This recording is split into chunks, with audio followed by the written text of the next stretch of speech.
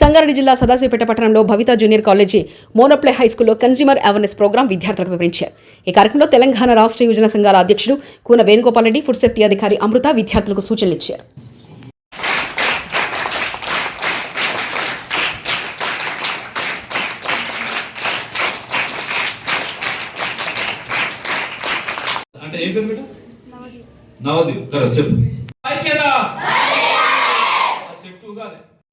ఇంత షార్ప్ నిజంగా చెప్తున్నా మేడం అన్నట్టు చాలా షార్ప్ ఉన్నటువంటి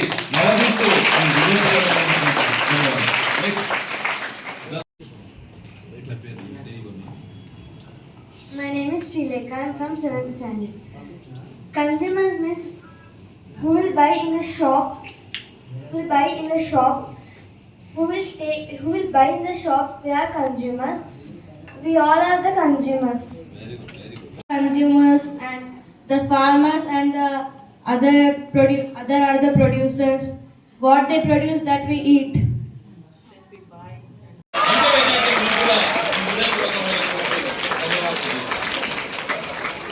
బ్యాలెన్స్డ్ డైట్, క్లీన్ డైట్, అవునా, గుడ్ ఫుడ్.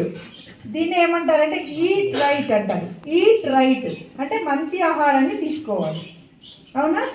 ఈట్ రైట్ తినటమే మంచిగా తినడం ఉండేది. ఎంసెట్ రాసిన తర్వాత అగ్రికల్చర్ మెడిసిన్ కావాలా, అగ్రికల్చర్ కావాలా సెలెక్ట్ చేసుకోమంటారు. 2 స్ట్రీమ్స్. అందులో అగ్రికల్చర్ స్ట్రీమ్కి వచ్చిన తర్వాత డిసెంబర్ 24వ తారీఖు రోజున నేను ఖచ్చితంగా, నా పేరు కూనవేణు, నేను ఖచ్చితంగా మోనోప్లే స్కూల్ కు కలెక్టర్ గారితో కానీ అడిషనల్ కలెక్టర్ గారితో కానీ అవార్డు ఇప్పించేటువంటి ప్రయత్నం నేను ఖచ్చితంగా చేస్తానని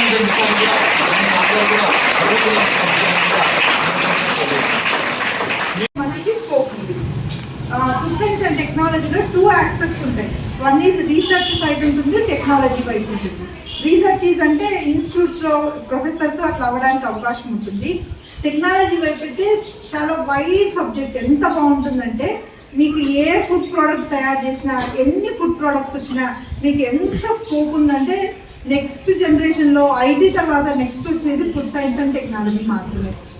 ఇదేంటంటే మనకు easy to cook, easy to prepared food, తర్వాత ఎక్కువసేపు ప్రిజర్వేటివ్స్ వాడకుండా దానికి స్టోరేజ్, దాని ఏమంటారు లైఫ్ స్పాన్ పెంచడానికి, వీటన్నిటి కూడా ఫుడ్ మీద రీసెర్చ్ జరుగుతూ ఉంటుంది. ఫుడ్ సైన్స్ మీద, టెక్నాలజీ మీద జరుగుతూ ఉంటుంది. ఫుడ్ ఇన్స్పెక్టర్స్ ఉద్యోగం ఏంటంటే సైన్స్ బేస్డ్ ఉద్యోగం. యాక్చువల్లీ దీనికి chemistry, microbiology, food science and technology ఈ 3 సబ్జెక్ట్స్ మీద ఉండాలి.